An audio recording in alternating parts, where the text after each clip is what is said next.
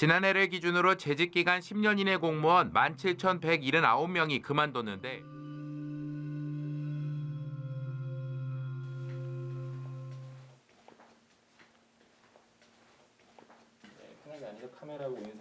안녕하세요. 생존특강 시청자 여러분. 저는 나라를 위해서 일한다는 거짓말이라는 책을 쓴 노한동 작가라고 합니다. 저는 저의 공직생활 경험을 여러분들에게 여실히 들려드리고자 합니다.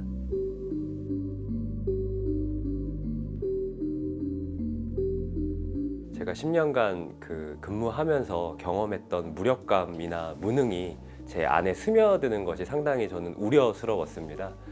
이렇게 가다가는 아무것도 제가 할 수 있는 일은 없으면서 그 무력한 태도만 배워서 또 제 인생 자체가 여기서 좀 또 망가질 것 같은 두려움, 이런 것들이 있었고, 이 얘기를 하려면은 약간 공무원 조직에 대한 제가 이야기를 좀 드려야 될 것 같습니다. 공무원 조직은 하나의 부처가 한 10개의 국으로 이루어져 있고, 또 하나의 국은 3개, 4개의 과로 이루어져 있습니다. 그 중에 선임을 맡는 과가 1과라고 하고, 그 중에 조직도상의 마지막 순서로 오는 과를 말과라고 합니다. 그런데 실제로 1과가 하는 일은 기획, 조정, 총괄 역할이고, 말과로 갈수록 실제 사업을 하는 그런 부서라고 보시면 될 것 같습니다. 그러니까 국민 생활에 전반적인 영향을 미치는 일은 오히려 말과에서 더 활발하게 일어날 수도 있다라는 것이죠.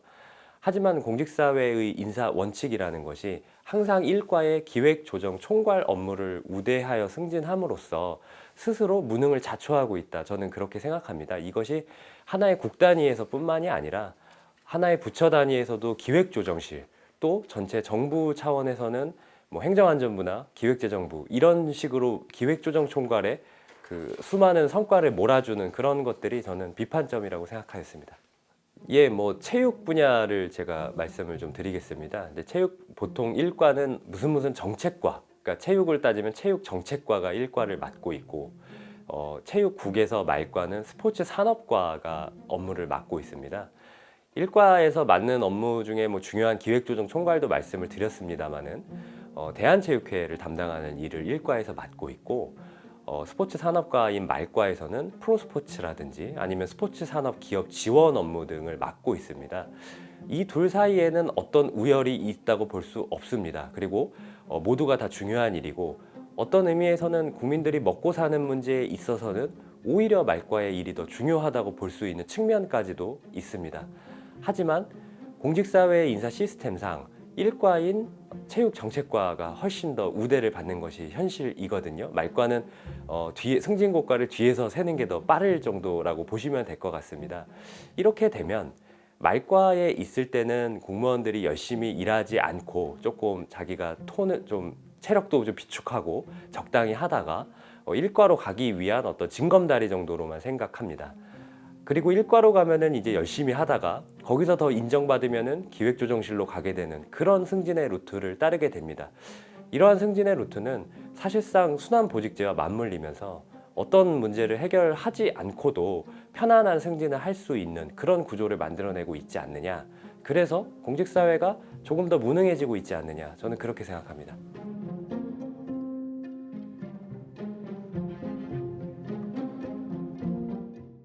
호치키스 행정이라는 것이, 그러니까 어떤 문서를 호치키스로 딱 찍어서 상급자한테 보고하는 행정을 의미합니다.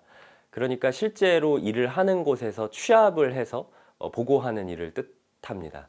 그런데 이런 호치키스 행정이 저는 필요하다고 생각합니다. 어느 조직에서나 총괄하는 조직은 필요하니까요. 그런데 공직사회에서는 너무 이런 호치키스 행정이 많습니다. 왜냐하면 호치키스를 찍는 자리가 곧 승진하는 자리이기 때문에 이런 자리를 자연 발생적으로 많이 늘리려고 하고, 또 이렇게 누가 찍어준 문서로 현실을 이해하려는 나태함 같은 것들이 같이 결합되어 있으니까요. 제가 예시를 하나 들어드리면, 제가 뭐 예를 들어 스포츠 산업의 기업을 지원하는 업무를 한다라고 하면 제가 하는 일 자체는 하나인데 이걸 가지고 취업하는 곳들은 좀 과장을 못하면 100군데도 넘는 것 같습니다.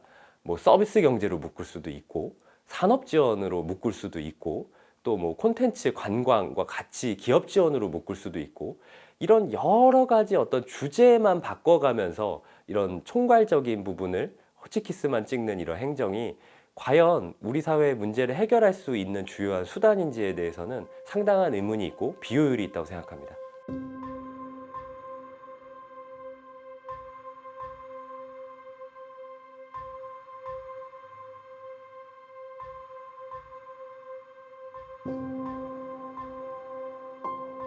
그러다 보니까 실제로 현장과 만나면서 어떤 대안을 만들어야 될 실무 공무원들이 그런 것들에 대한 자료 요구에 대해서 수많은 업무 연락에 대해서 대응하느라고 실제 현장과는 호흡하지 못하고 실제의 대안을 고민하지 못하는 그런 모습까지도 쭉 연결될 수 있는 이야기입니다.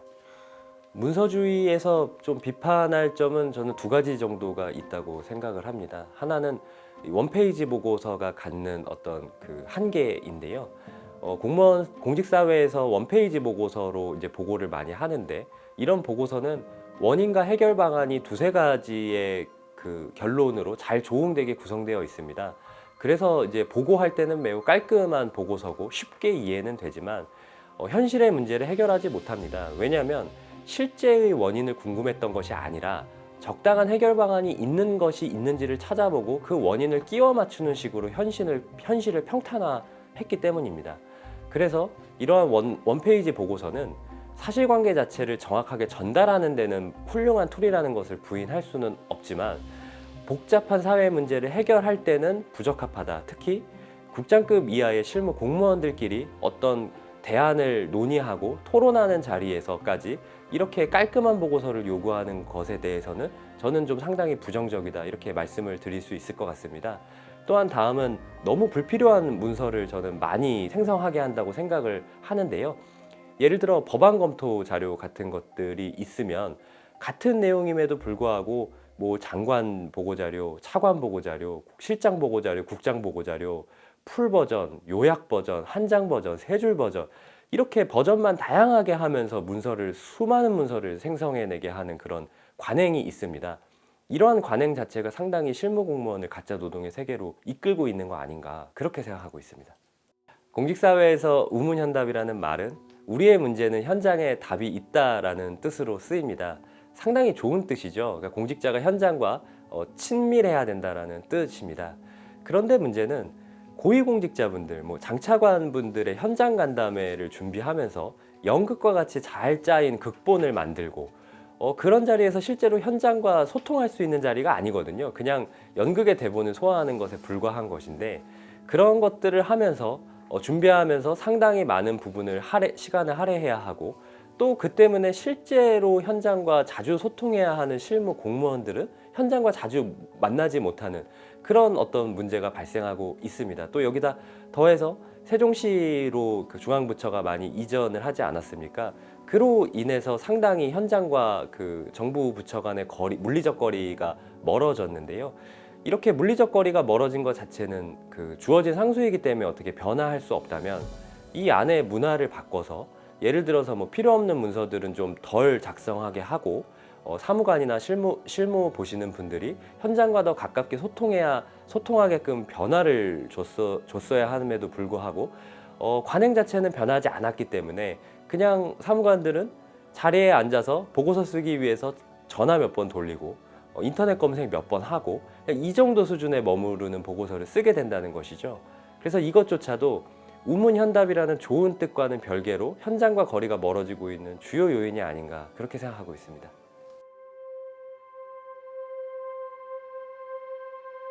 일단 먼저 참석자를 한 5명 정도 추립니다. 그리고 나서 그분들이 간담회에서 어떤 이야기를 할지를 사전에 먼저 조사를 합니다.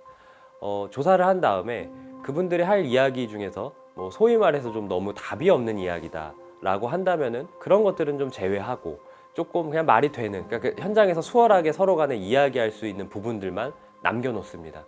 그리고 그런 이야기를 좀 해주십사라고 부탁을 하고요. 그러면 보고서를 씁니다. 이러이러한 질문이 나올 겁니다. 그러면 이렇게 답변하시면 됩니다. 이런 식으로 이제 현장 간담회가 구성이 된다라는 것이죠. 현장 간담회 자체가 이런 연극의 극본을 읊는 것에 불과할 정도로 실제의 목소리라기보다는 잘 짜여진 어떤 그런 이야기들을 나누게 됩니다. 하지만 이것의 근본적으로 원래 이게 추구하는 목적 자체는 사진을 찍어서, 그러니까 정부 부처나 장관이 사진을 찍어서 현장과 잘 소통하고 있다는 것을 언론에 알리기 위한 게 오히려 목적이기 때문에 현장과의 거리를 줄이기 위한 행보다 이렇게 볼 수는 없을 것 같습니다. 그러니까 만나야 되는 사람이 사진 찍어서 보도되는 장차관보다는 실제로 국장급 이하 실무공무원이 더 많이 만나야 된다고 생각합니다. 그런데 그런 연극 같은 극본을 준비하느라고 실무공무원들은 시간을 뺏기고 오히려 만나지 못한다는 그런 아이러니를 하나 저는 지적하고 싶습니다. 그리고 또한 뭐 진정한 소통 같은 것은 당연히 필요하다고 저도 생각합니다. 그런 진정한 소통을 하려면 사실은 애초에 현장 간담회 같이 격식 있는 자리에서 할 필요도 없는 일입니다. 적당히 식사 자리를 만들 수도 있는 것이고 여러 가지 편한 자리를 만들어서 현안에 대해서 두루 경청하면 그만입니다. 하지만 그런 것에 대해서는 상당히 게으르면서 이렇게 격식 있는 자리만 많이 만들려고 하는 것은 실제로 현장의 목소리를 듣고 싶은가? 라는 의문을 가지기에 충분한 행태라고 생각합니다. 이게 정부 부처에는 직함을 가지신 분들이 많습니다. 장관님도 계시고 차관님도 계시고 실장님도 계시고 이러다 보니까 이분들이 한 번씩 현장 간담회만 해도 사실은 현장에 있는 분들한테는 두 번, 세 번이 중복되면서 현장 간담회를 열어야 됩니다.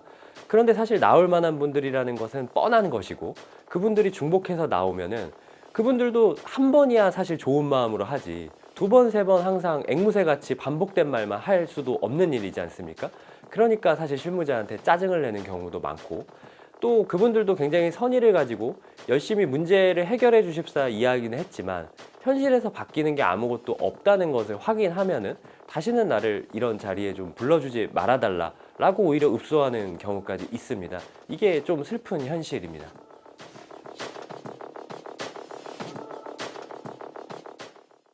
온콜 문화라는 것은 근무 시간이 끝난 이후에도 뭐 주말이라든지 아니면 밤 늦게라도 항상 연락이 지체 없이 돼야 된다는 문화를 뜻합니다. 민간 같은 경우에는 주 52시간제 도입 등으로 인해서 이런 온콜 문화가 상당히 사라진 것으로 알고 있는데 이런 온콜 문화가 아직도 그대로 가고 있다고 보시면 될 것 같습니다. 물론 재난이나 뭐 안전, 국방, 보안 이런 차원에서 온콜 문화는 저는 굉장히 소중하고 중요한 가치라고 생각을 합니다. 하지만 모든 것은 경중의 문제가 있습니다. 댓글 하나 달리지 않는 기사에까지 밤늦게 연락이 와서 이 기사 내용이 무엇이며 어떻게 대응할지를 묻는 그런 태도, 이런 온콜 문화는 상당히 사람을 지치게 합니다. 개인이 지치는 거 뭐 더 몸 갈아가면서 하면 되지라고 생각할 수 있습니다.